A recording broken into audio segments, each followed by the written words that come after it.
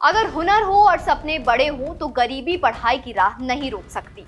आज जालंधर के PAP ground से पंजाब ने यही संदेश दिया है। मुख्यमंत्री भगवत सिंह मान ने अनुसूचित जाति वर्ग के 2,70,000 से ज्यादा विद्यार्थियों के भविष्य को मजबूती देते हुए 271 करोड़ रुपए की पोस्ट मैट्रिक स्कॉलरशिप की शुरुआत की है। ये सिर्फ वजीफा नहीं, ये है सपनों को सहारा, शिक्षा को अधिकार और आत्मनिर्भर पंजाब की नींव।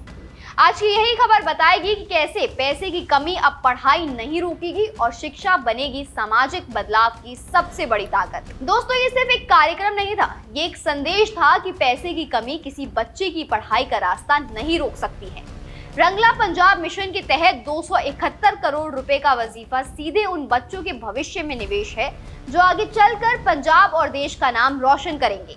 इस योजना से राज्य भर के 2,70,000 से ज्यादा विद्यार्थी लाभान्वित होंगे और यही इसकी सबसे बड़ी ताकत है। मुख्यमंत्री भगवत सिंह मान ने साफ शब्दों में कहा है कि स्कॉलरशिप केवल आर्थिक मदद नहीं बल्कि आत्मनिर्भरता की चाबी होगी।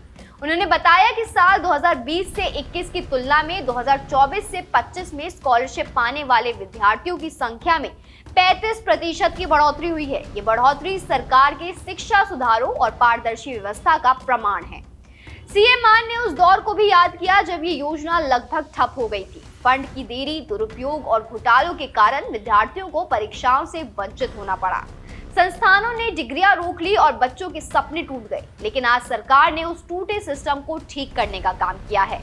अब वजीफा समय पर, पारदर्शिता के साथ और सही हाथों तक पहुंच रहा है।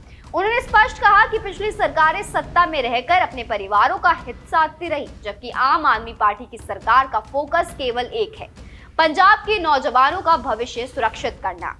उनका कहना था कि कमजोर और पिछड़े वर्गों की तकदीर बदलने का सबसे मजबूत हथियार शिक्षा ही है। एक्स पर साझा संदेश में मुख्यमंत्री ने कहा कि इस पहल का मुख्य उद्देश्य ये सुनिश्चित करना है कि जरूरतमंद परिवारों के बच्चे उच्च शिक्षा से वंचित ना रहे। कोई भी बच्चा सिर्फ पैसों की कमी के कारण अपने सपनों को छोड़ने के लिए मजबूर ना हो, यही इस योजना की आत्मा है। सीएम मान ने यह भी बताया कि ये स्कीम 2,50,000 रुपए से कम वार्षिक आय वालों परिवारों के लिए ही है और इसे पूरे पंजाब में पूरी पारदर्शिता के साथ लागू किया जा रहा है।